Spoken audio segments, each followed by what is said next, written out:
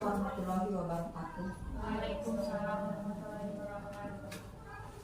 Terima kasih kepada Kepala Sekolah SDN 1 Wamonjaya. Terima kasih juga kepada guru-guru SDN 1 Wamonjaya yang telah hadir. Kami ucapkan puji dan syukur kita panjatkan kepada Allah Al-Maha, rahmat dan salam mudah-mudahan dilimpah curahkan ke Nabi kita semua, yaitu Nabi Muhammad SAW. Dan semoga kita sebagai umatnya mendapatkan pahala darinya. Amin ya rabbal alamin. Sekarang di SD ini akan mengadakan kegiatan diseminasi untuk memaparkan kepada guru-guru dari temannya yang lolos dari guru penggerak, yaitu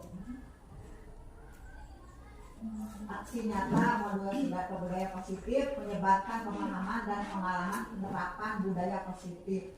Nah, jadi nanti dipaparkan oleh guru penggerak Pak Ega, segala sesuatunya dipaparkan kepada guru-guru. Guru-guru harus dapat memahami apa saja yang dijelaskan oleh Pak Ega. Nanti setelah dipahami, guru-guru semoga dapat dapat memahami hasilnya. Kemudian apa-apa yang nanti tidak mengerti boleh didiskusikan atau dipertanyakan kepada yang memaparkan materi ini. Dari Ibu dicukupkan sekian. Wassalamualaikum warahmatullahi wabarakatuh. Waalaikumsalam. Terima kasih Ibu Bapak Ibu Kepala Sekolah SDN Wamonjaya 2 yang telah memberikan kesempatan kepada saya untuk memaparkan diseminasi, yaitu penyebaran pemahaman dan pengalaman penerapan budaya positif. Sebelumnya, Bismillahirrahmanirrahim. Assalamualaikum warahmatullahi wabarakatuh. Waalaikumsalam warahmatullahi wabarakatuh. Yang terhormat Ibu Kepala Sekolah SDN Wamonjaya 1, yang terhormat Ibu Kepala Sekolah SDN Wamonjaya 2, yang terhormat guru-guru hebat SDN Wamonjaya 1 dan SDN Wamonjaya 2 yang saya banggakan. Pertama-tama adalah kita panjatkan puji dan syukur kepada Allah Subhanahu wa Ta'ala.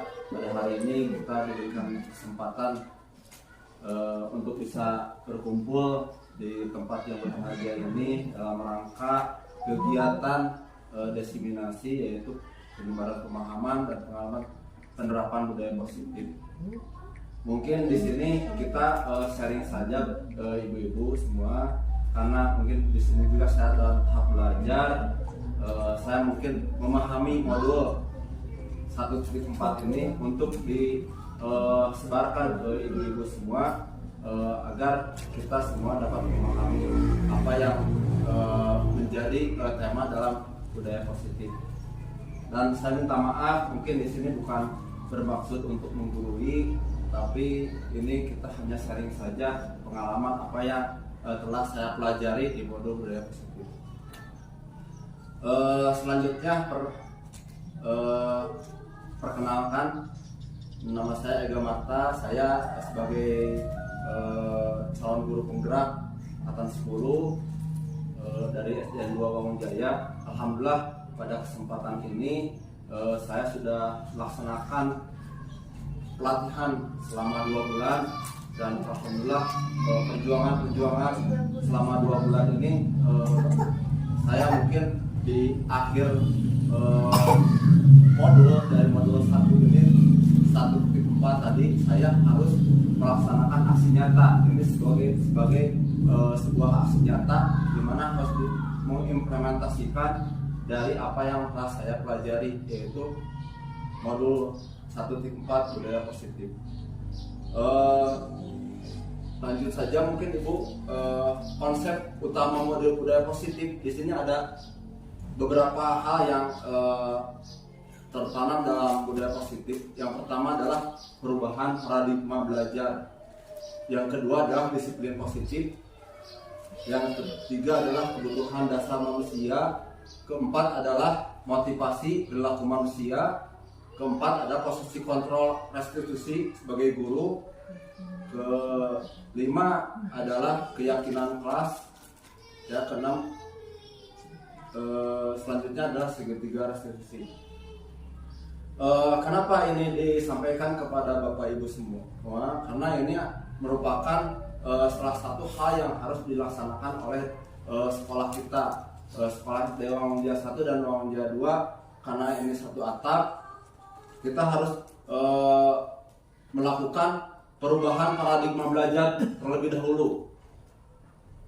Apa itu paradigma pembelajaran? Pembelajaran dengan paradigma baru, ya. Kita harus melakukan eksplorasi pembelajaran dengan paradigma baru merupakan pembelajaran yang dirancang berdasarkan prinsip pembelajaran berdiferensiasi sehingga peserta didik belajar sesuai kebutuhannya berdasarkan tahap perkembangan sesuai teori psikologi modern untuk mewujudkan profil pelajar Pancasila.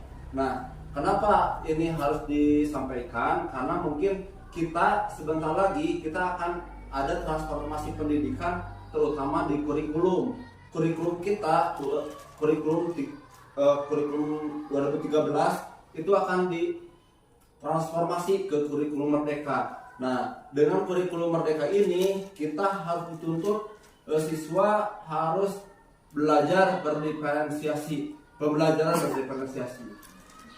Apa itu pembelajaran berdiferensiasi?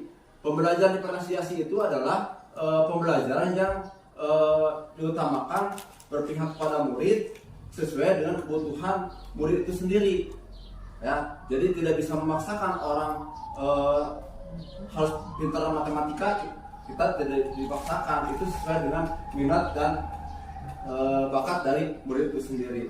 Nah, pembelajaran dengan paradigma baru ini, Bapak Ibu mungkin harus ditanamkan dari sekarang bahwa kita harus mempunyai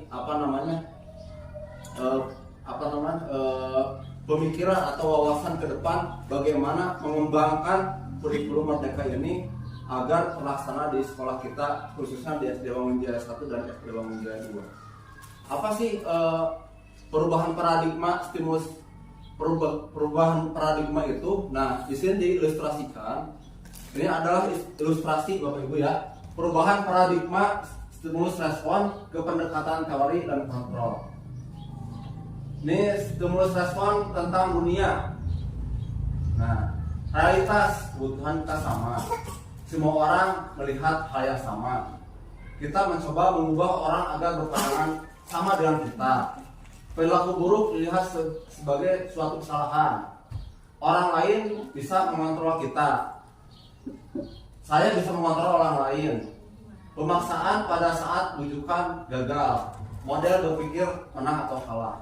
Nah, ini stimulus respon tentang dunia. Ini ilustrasi Ibu ya. Nah, kalau menggunakan teori kontrol tentang dunia, realitas kebutuhan kita akan berbeda. Mungkin saya dengan Ibu Milan, dengan Ibu Ai, dengan Ibu Lini itu bakal berbeda kebutuhannya. Setiap orang mempunyai gambaran berbeda.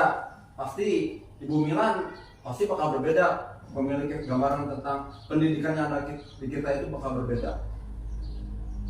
Kita berusaha memahami pandangan orang lain tentang dunia. Jadi kita harus saling memahami. Kalau di stimulus respon itu mencoba mengubah, kalau di teori kontrol itu kita saling memahami. Selanjutnya, semua perilaku memiliki tujuan, pasti memiliki tujuan yang sama. Lalu hanya Anda yang bisa mengontrol diri Anda. Itu saya, ya diri saya yang mengontrolnya. Meskipun saya salah, saya akan mengubah diri saya sendiri. Anda tidak bisa mengontrol orang lain. Saya tidak bisa mengontrol Ibu Milan atau Ibu Lilin, nggak bisa. Ibu Lilin tetap Ibu Lilin, Ibu Milan tetap Ibu Milan.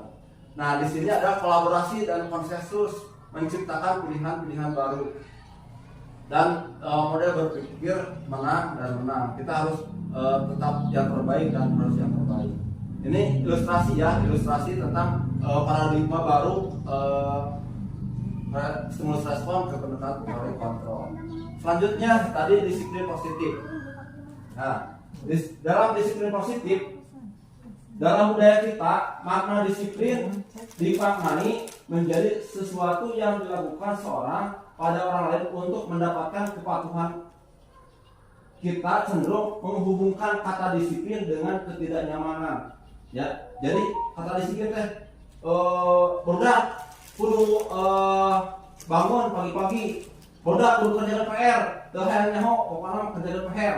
Nah, ini kan sementara yang selama ini hal seperti itu ya mendapatkan kepatuhan ya tentang disiplin itu. Bodak kalau upacara harus pakai sepatu. Nah, itu tentang kedisiplinan. Nah, ini kita sebagai pendidik, tujuan kita adalah menciptakan anak-anak yang memiliki disiplin diri sehingga mereka bisa berperilaku dengan mengacu pada nilai-nilai kebajikan universal yang memiliki motivasi intrinsik bukan ekstrinsik.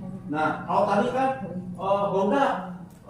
kalian harus pakai sepatu pada satu upacara. Nah, itu kan ekstrinsik ya, dari luar, motivasinya dari luar. Orang kerjakan PR itu dari luar. Nah, di disiplin positif ini kita mencoba untuk memotivasi dalam keinginan yang timbul dari ekstrinsik, jadi diri sendiri. Nah, di sini ada kata kunci. Kata kuncinya adalah mengacu pada nilai-nilai kebajikan. Ibu terang nilai-nilai kebajikan apa saja?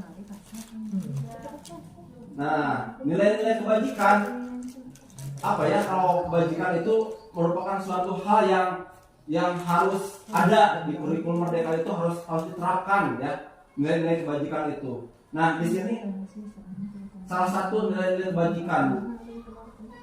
Nilai-nilai kebajikan itu nilai-nilai yang disepakati lepas dari suku, bangsa, agama, bangsa maupun latar belakangnya. Nah, di sini ada beberapa nilai-nilai kebajikan dari profil Pancasila, dari IBO Primary Year Program, dan 9 karakter Indonesia Heritage Foundation. Nah, ini nilai-nilai kebajikan yang sudah dilakukan penelitian oleh lembaga atau institusi ya. Karena kita institusinya di pendidikan, itu kita ada di profil pelajar Pancasila. Nah, ini profil pelajar Pancasila, Pak Bu. Kenapa ini disampaikan? Karena ini kita akan mengacu sebentar lagi, karena Uang Jaya 1 dan Uang Jaya 2 itu sudah termasuk ke sasaran untuk kurikulum Merdeka ya, kurikulum Merdeka.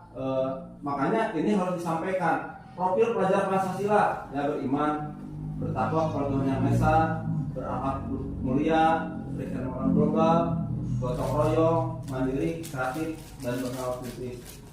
Nah, ini bisa dilakukan ya. Belajar Pancasila, beriman dan bertakwa pada Tuhan Yang Esa, dan berakhlak mulia, berkebinekaan global, gotong royong, mandiri, kreatif, dan bernalar kritis.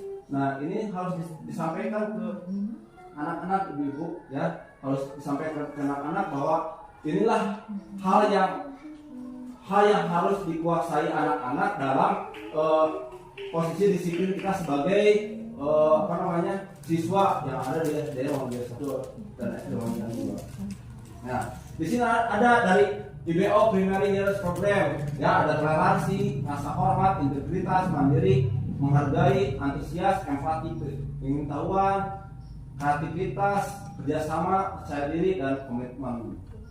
Beda lagi dengan penelitian dari Indonesia Heritage Foundation. Cinta Tuhan dan segala ciptaannya, kemandirian dan tanggung jawab, kejujuran, amanah, diplomatis, hormat dan santun dermawan, suka menolong dan gotong royong, percaya diri, kreatif dan kerja keras, kepemimpinan dan keadilan, baik dan rendah hati, toleransi, kedamaian, dan kesatuan. Ini nilai-nilai kebajikan yang harus diterapkan oleh siswa kita. Ya, mudah-mudahan semuanya bisa diterapkan. Semuanya mudah-mudahan bisa ada dalam diri siswa. Tapi mungkin kita perlahan untuk bisa merubah pola pikir kita, mindset kita bahwa si anak minimal harus bisa seperti ini ya. Kita lanjut. Nah, tadi setelah disiplin positif itu ada kebutuhan dasar manusia. Kebutuhan dasar manusia yang pertama adalah bertahan hidup, pasti bertahan hidup. Karena semua orang ingin bertahan hidup sehat, hidup rukun, dan yang lainnya. Yang kedua adalah kasih sayang dan rasa diterima. Betul, semua orang perlu kasih sayang, semua orang perlu cinta dan kasih sayang, rasa diterima. Ya. Yang ketiga adalah penguasaan. Yang keempat adalah kebebasan. Yang kelima adalah kesenangan. Nah, 5 kebutuhan dasar ini menurut Dr. William Glasser. Ini sesuai dengan penelitian, ibu-ibu ya. Nah, tadi bertahan hidup. Otomatis kita kalau belajar di pramuka itu bertahan hidup itu hal yang utama, survival. Kita bertahan hidup dimanapun itu kita harus bisa bertahan hidup semaksimal mungkin. Meskipun kita tidak punya uang, kita tidak punya materi, kita tidak punya perbekalan, kita harus tetap bertahan hidup apapun itu caranya. Nah, manusia ini kebutuhan manusia yang pertama. Yang kedua adalah penguasaan. Dalam penguasaan ini kita punya hak kita apa sih yang kita inginkan ya. Pasti misalkan ada Ulin misalkan punya hak saya, kewajiban saya adalah mengajar di kelas. Hak saya itu honor dari sekolah, itu hak yang harus diterima oleh Ibu Lilin ya, karena sudah memenuhi kewajiban. Selanjutnya pasti kasih sayang dan rasa diterima ya, kasih sayang dari saudara, kasih sayang dari keluarga, kasih sayang dari kepala sekolah ya. Mungkin kalau misalkan Bu, saya mau mengajukan pinjaman ke Ibu, boleh nggak? Nah, Ibu karena kasihan kepada kita, Ibu ngasih. Nah, itu secara tidak langsung kasih sayang dari kepala sekolah kepada kita. Nah, itu salah satu contohnya. Kesenangan pasti ya, kita ingin bahagia. Semua orang pasti ingin bahagia. Tidak ada orang yang tidak mau bahagia. Semua orang ingin bahagia, ingin senang, ingin happy, ingin ketawa dan sebagainya. Kebebasan pasti. Kebebasan di sini tidak ada yang mengekang kita ya, di rumah, di sekolah. Misalkan coba deh, Ega kudu kieu. Kalau dikekang gitu, mana mungkin Pak Ega misalkan betah di sini gitu kan. Kalau misalkan Lilin kudu kieu, coba deh. Bumilan kudu kieu, mana mungkin Bumilan betah di sini kalau misalkan dikekang seperti itu. Nah, ini adalah kebebasan ya, kebebasan yang harus dipenuhi oleh kebutuhan dasar manusia. Lanjut. Selanjutnya adalah motivasi perilaku manusia. Motivasi merupakan dorongan yang timbul dari seorang sadar atau tidak sadar untuk melakukan suatu tindakan dengan tujuan tertentu. Nah, di sini ada 3. Satu adalah menghindari ketidaknyamanan dan hukuman. Kedua, mendapatkan imbalan atau penghargaan dari orang lain. Yang ketiga, menghargai nilai-nilai kebajikan diri sendiri.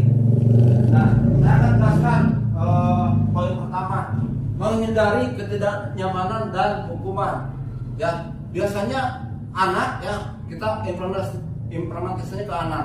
Murid melakukan disiplin karena dia takut dihukum. Ini merupakan motivasi ekstrinsi.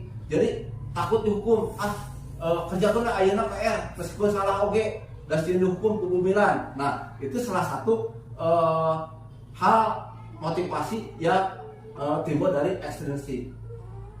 Yang kedua, mendapatkan imbalan atau penghargaan dari orang lain. Misalkan contoh di kelas saya juga pernah dilakukan. Kalian misalkan kerjakan PR, dikasih uang 1.000. Nah, itu motivasinya dari intrinsik. Jadi hal ini motivasi perilaku itu berbeda-beda. Yang paling bagus adalah menghargai nilai kebajikan diri sendiri.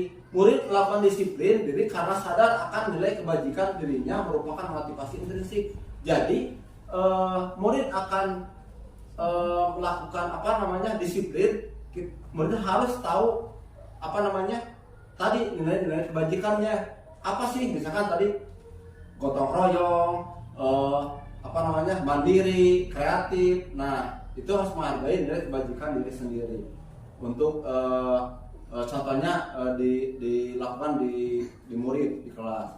Selanjutnya konsep disiplin. Nah konsep disiplin dengan identitas gagal. Nah ada hukuman, ada penghargaan. Hukuman ini yang gagal, ya.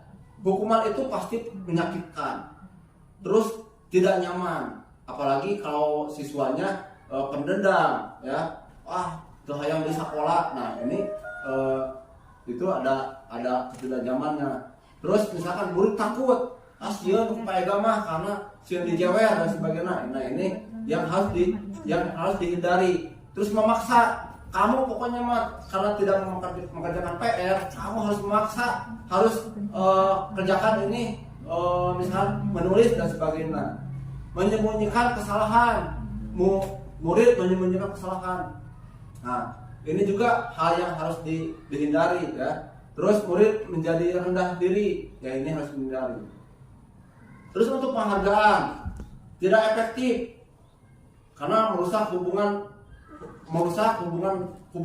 ya, sifat iri. Kalau kita memberikan penghargaan ya kepada seorang, misalkan di kelas kita memberikan reward, ya itu sebetulnya merusak hubungan karena sifat iri. Si ibu pasti bakal kasih itu deh karena si itu pintar. Nah ini sebetulnya tidak boleh dilakukan. Mematikan kreativitas. Jadi kreativitas anak itu misalkan belajar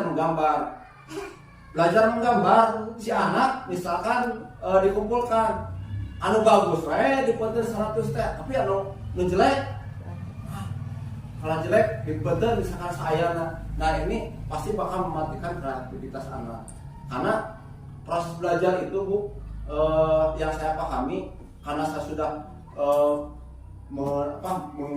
memperdalami modul 1.1 sampai 1.4, jadi berproses. Meskipun anak sekarang itu butut misalkan dalam kreativitas, nah cobalah untuk pertemuan selanjutnya ada perkembangan nggak, ada perubahan nggak gitu ya. Itu contoh dalam misalkan menggambar. Terus menghukum dengan sistem ranking. Nah karena ranking 1 misalkan contoh di kelas 5 sahur itu ranking 1, otomatis ibu pasti bakal menjadi objek sasaran itu sahur pasti sekarang tuh ranking 1. Nah ini sebetulnya jangan dilakukan untuk sistem ranking. Merampas hak dan menghargai dirinya, merampas hak orang lain itu tidak boleh kita rampas, apalagi hak anak, hak murid, ya. Di kurikulum Merdeka itu dijelaskan bahwa konsep disiplin dengan identitas gagal itu seperti ini. Selanjutnya konsep disiplin dengan identitas sukses. Nah ini yang harus diterapkan di kurikulum Merdeka. Kita ada konsekuensi dan ada restitusi. Nah, konsekuensi adalah penguatan jangka pendek. Tadi ketika misalkan anak itu gambarnya tidak bagus, ya kita kasih apresiasi, tapi coba untuk pertemuan selanjutnya ada perubahan nggak untuk lebih bagus lagi. Nah, itu penguatan jangka pendek. Yang kedua adalah perlu monitoring berkelanjutan. Nah, dari proses menggambar kita monitor apakah si anak ini dari minggu sekarang ke minggu depan itu ada perubahan nggak, misalkan belajar dengan gambar gitu di kelas. Nah ini proses monitoring berkelanjutan. Yang ketiga adalah stimulus respon. Kita harus merasa anak, kita harus menggambar lebih bagus ya untuk kedepannya, karena ini akan menjadi penilaian kalian sendiri, akan menjadi keterampilan kalian sendiri. Nah di stimulus respon ini adalah kita memberikan rangsangan kepada anak. Selanjutnya murid menghormati peraturan. Karena kita misalkan masuk jam 7.30, anak-anak yang 7.15 itu sudah ada di sini, ya. Itu harus menghormati peraturan. Kehilangan waktu untuk merenungi kesalahannya. Jadi anak-anak kalau misalnya kita salah ya dikasih waktu untuk merenungi apa yang menjadi kesalahan kita. Nah nanti dijelaskan di restitusi ya. Restitusi, murid bertanggung jawab untuk perilakunya. Nah kemarin saya sudah melaksanakan model restitusi, bagaimana anak mempertanggungjawabkan perilakunya yang telah dilanggar. Terus fokus pada pemecahan masalah jangka panjang. Setelah kita melakukan restitusi, nah si anak harus memecahkan apa yang menjadi masalah, itu harus dipecahkan dalam jangka panjangnya. Selanjutnya murid menghormati dirinya dan orang lain, pasti ini mah. Terus teori kontrol murid, bersemangat untuk memperbaiki kesalahan. Nah ini di segitiga restitusi nanti akan dijelaskan untuk restitusi dalam konsep disiplin dengan identitas sukses. Selanjutnya konsep disiplin pendekatan restitusi. Nah, apa itu restitusi? Restitusi adalah proses menciptakan kondisi bagi murid untuk memperbaiki kesalahan mereka sehingga mereka bisa kembali pada kelompok mereka dengan karakter yang lebih kuat. Artinya, ketika anak punya kesalahan apapun itu, contoh nanti akan dicontohkan, apapun itu kesalahannya, kita coba untuk direstitusi, kita coba untuk diberikan pemahaman bahwa anak itu tidak boleh melakukan kesalahan itu lagi. Nah itu proses restitusi. Dan sehingga si anak setelah diberikan pemahaman, anak itu menjadi hal yang lebih baik ke depannya. Lalu ada ciri-ciri restitusi. Ciri-ciri restitusi, satu, bukan menembus kesalahan, namun belajar dari kesalahan. Dua, memperbaiki hubungan. Tiga, tawaran bukan paksaan. Menuntun untuk melihat cedera dirinya. Mencari kebutuhan dasar yang mendasari tindakan. Fokus pada karakter bukan tindakan. Menguatkan dan fokus pada solusi. Nah, ini ciri-ciri restitusi. Nanti dijabarkan ya contohnya restitusi itu apa. Nah, ini perbedaannya. Contoh kasus. Ini ada perbedaan. Ada contoh kasus siswa sering tidak mengerjakan PR. Ini sering di kelas juga sering dilakukan. Nah, kalau hukuman, misalkan contoh di sini hukuman, guru menghukum siswa tersebut hormat berjarak selama 10 menit misalkan, itu hukuman. Ya. Guru marah dan murid menjadi takut, itu hukuman. Pak Ega sering marah-marah, bener di kelas sering marah-marah karena kamu misalnya kerja PR di marahan. Nah, sebetulnya ini tidak boleh dilakukan. Ya. Kedua, ada konsekuensi. Karena kamu tidak mengerjakan PR, nanti kamu tidak istirahat, harus menulis selama 3 lembar. Nah ini juga tidak boleh, Bu, ya. Tidak boleh. Nah, siswa menghormati peraturan. Jadi dipaksa. Pokoknya kamu harus taat pada peraturan sekolah ini. Kamu harus misalkan kerjakan PR setiap guru memberikan tugas PR. Nah, ini hukuman dan konsekuensi. Selanjutnya restitusi. Nah, harusnya ibu saya dan semuanya itu harus melakukan restitusi.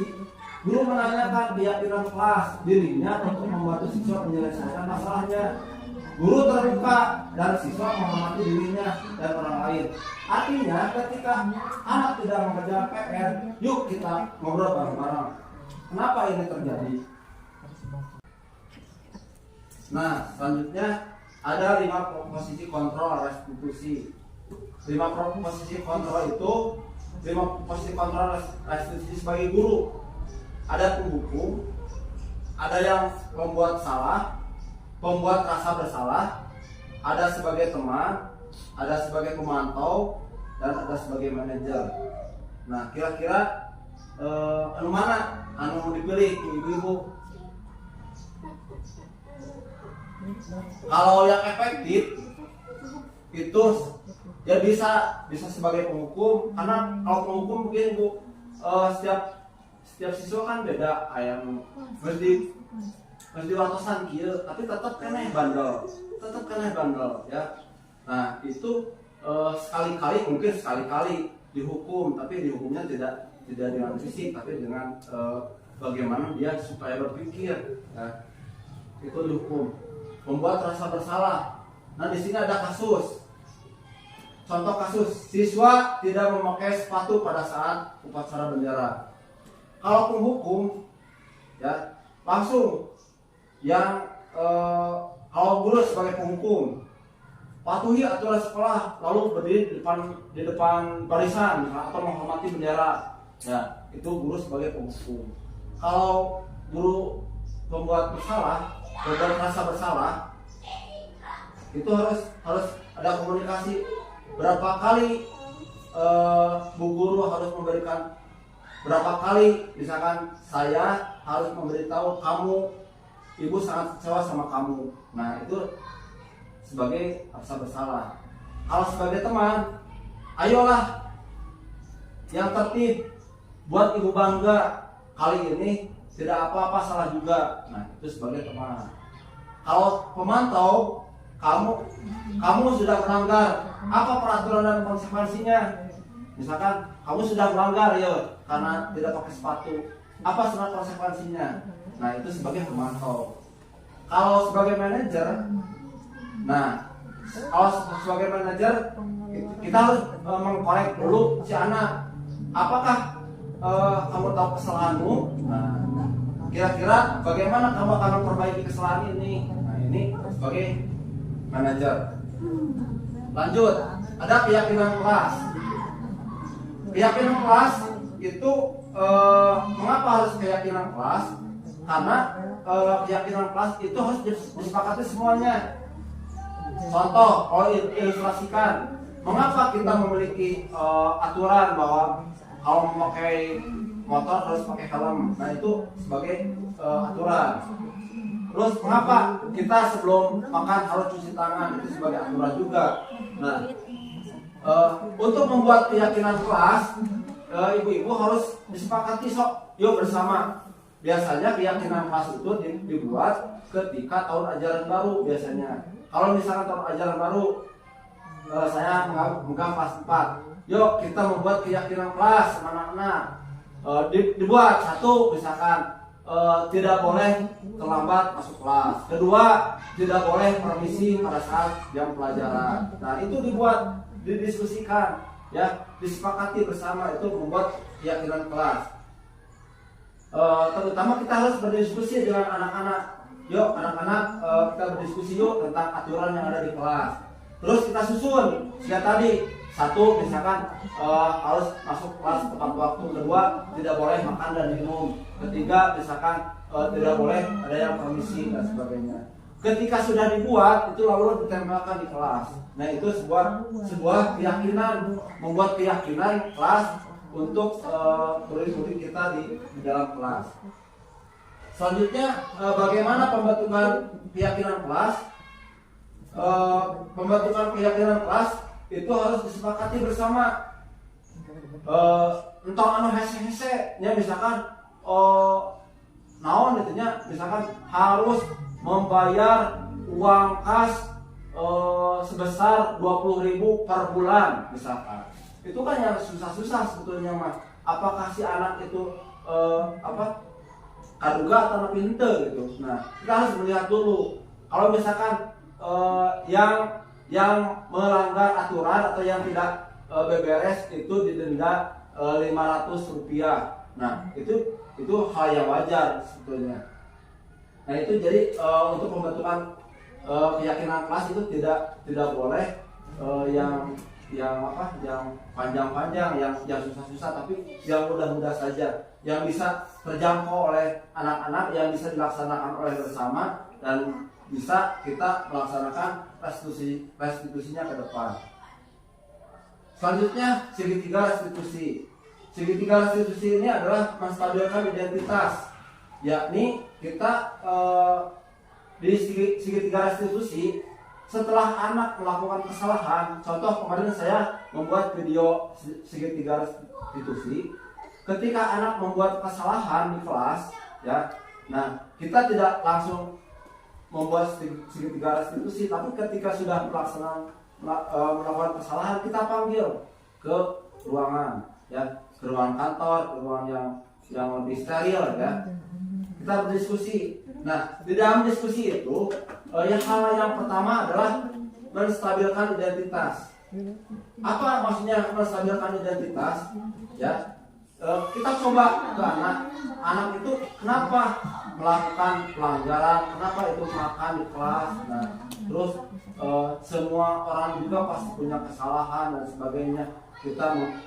Kita berdiskusi untuk pemecahan solusinya seperti apa. Itu menstabilkan identitas. Selanjutnya memvalidasi tindakan yang salah. Tanya ke anak, si anak itu melakukan itu salah atau tidak. Nah, ini yang harus ditimbulkan. Tadi faktor intrinsiknya harus ditimbulkan. Lalu yang ketiga adalah menanyakan keyakinan kelas. Nih, di keyakinan kelas kalian sudah dibuat nih keyakinan kelas. Nah, di keyakinan kelas itu anak tidak boleh makan di kelas. Ternyata kamu misalkan makan salah atau tidak, kamu sudah melanggar yang disepakati atau tidak. Nah, ini tahapan-tahapan dalam melakukan segitiga restitusi. Nah, selanjutnya segitiga restitusi ini harus ditampilkan sebetulnya dari hasil yang saya kemarin, cuman karena waktunya listriknya padam, kita mungkin di lain waktu kita akan lanjutkan kembali untuk menayangkan bagaimana sih penerapan segitiga restitusi teh, kumaha carana, kumaha polana untuk supaya anak ketika membuat kesalahan kita panggil ke kantor, kita tidak dimarah-marahi di kantor itu kita membuat segitiga restitusi yang tadi menstabilkan identitas, menanyakan validasi kesalahannya, terus meyakinkan kelas, meyakinkan mereka. Nah, melakukan perubahan dari yang tadinya perbuatan buruk ke perbuatan yang baik. Mungkin itu ibu-ibu karena lampunya mati, saya cukupkan sekian. Mohon maaf atas segala kekurangan. Kalau ada yang mau ditanyakan, kami persilahkan. Sebelum kami tutup.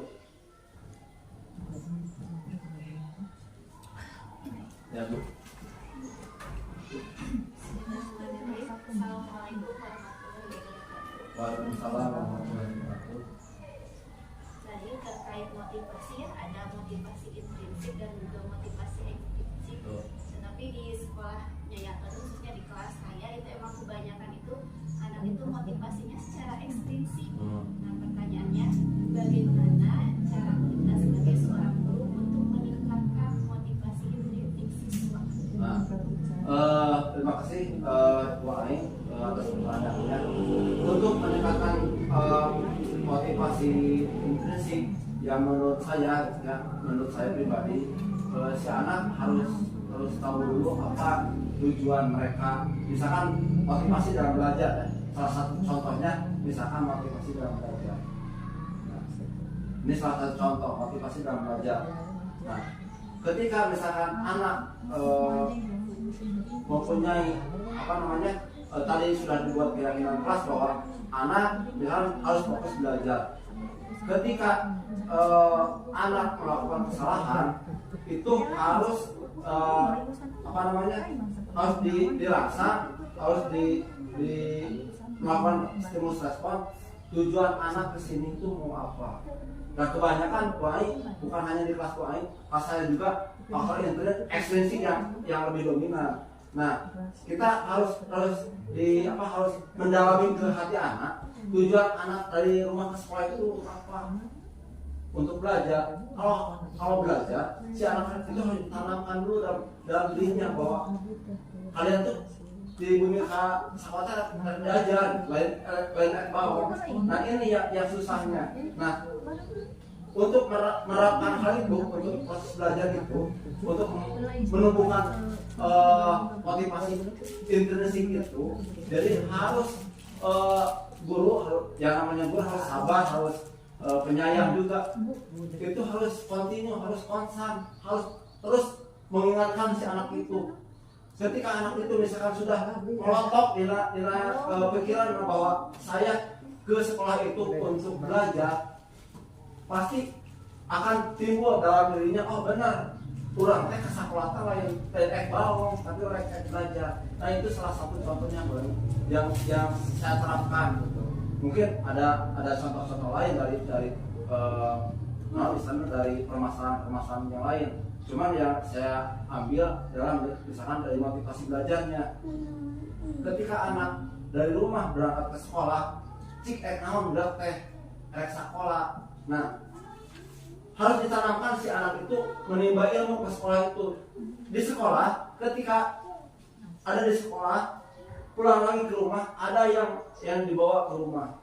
Ya, ada hasil yang dibawa dari apa yang dia lakukan di sekolah, ada hasil yang ada dibawa ke rumah. Mungkin itu harus kontinu, harus kita terus dimotivasi, harus kita memberikan pemahaman. Itu harus intinya harus tetap kontinu, kita harus memberikan pemahaman supaya faktor motivasi intrinsiknya keluar dari anak. Itu mungkin jawaban dari saya, karena itu yang selama ini saya terapkan. Mungkin ada motivasi dan cara-cara lain dari guru-guru, cuman dari yang telah saya lakukan adalah itu. Jadi terus di-push anak, diberikan pemahaman, diberikan masukan, kamu ke sekolah itu untuk apa? Untuk belajar. Nah, belajar itu ya tong ujung-ujungnya baong, karena yang namanya belajar, ketika anak pergi ke sekolah harus ada ilmu yang dibawa dari sekolah ke rumah. Itu mungkin baik masukannya. Ada lagi ibu-ibu? Cukup? Ya, kalau cukup mungkin ada sedikit kata-kata bijak. Mungkin ini yang disampaikan, saya akan sampaikan juga kepada Ibu Kepala Sekolah SD Rongjaya 1, SD Rongjaya 2. Karena sekolah kita mungkin Bu, kalau dilihat dari red kemarin saya lihat di Lokakarya 1, Wangunjaya 1, Wangunjaya 2, misalnya Wangunjaya 1 dan Wangunjaya 2 lah artinya, termasuk sekolah Pak Arif juga, emang istilahnya ya belum mengikuti apa yang namanya pendidikan mengikuti zaman. Artinya Pak Arif sudah mencoba untuk berinovasi, untuk berkolaborasi. Nah, mungkin saya juga kedepannya akan mencoba kembali terus untuk Wangunjaya 1 dan Wangunjaya 2. Di sini Bu, di kata-kata bijaknya, bila kita ingin membuat kemajuan, kita harus secara perlahan-lahan, sedikit demi sedikit, ubahlah sikap dan perilaku kita di sekolah. Nah, kita harus memperbaiki apa yang segala kekurangan kita. Nah, ubahlah dengan melihat dunia yang luas. Terus bagaimana cara pola pikir kita ke depan, bukan kita saat ini tapi ke depan. Nah, lalu kita harus memahami aspek-aspek yang harus kita benahi di sekolah kita. Salah satu contoh kemarin Pak Arif melaksanakan PAT atau PSAJ itu secara online, ya, secara online kita menggunakan Chromebook. Nah, mungkin orang lain bisa, kenapa kita tidak bisa? Gitu ya. Mungkin kedepannya kita coba untuk membuat soal secara online PSAJ, terus kita coba misalkan di kelas 6, anak kelas tinggi misalkan, kita coba untuk pilot proyeknya. Kalau misalnya ini berdampak positif untuk kita ke depan, kenapa tidak kita lakukan? Mungkin itu saja Bu yang saya sampaikan. Mohon maaf atas segala kekurangannya. Saya ucapkan terima kasih atas waktunya kepada Ibu Kepala Sekolah SD Rongjaya 1 dan SD Rongjaya 2 yang telah memberikan kesempatan saya untuk menyampaikan destinasi ini, dan saya juga minta maaf atas segala kekurangannya kepada ibu-ibu semua atas penjelasan saya dari apa yang telah saya paparkan tadi. Mudah-mudahan apa yang saya paparkan tadi menjadikan bekal buat kita untuk bisa terus bertransformasi dalam dunia pendidikan. Begitu saja ibu-ibu, saya tutup. Akhirul kalam. Assalamualaikum warahmatullahi wabarakatuh. Ya, ampun Bu.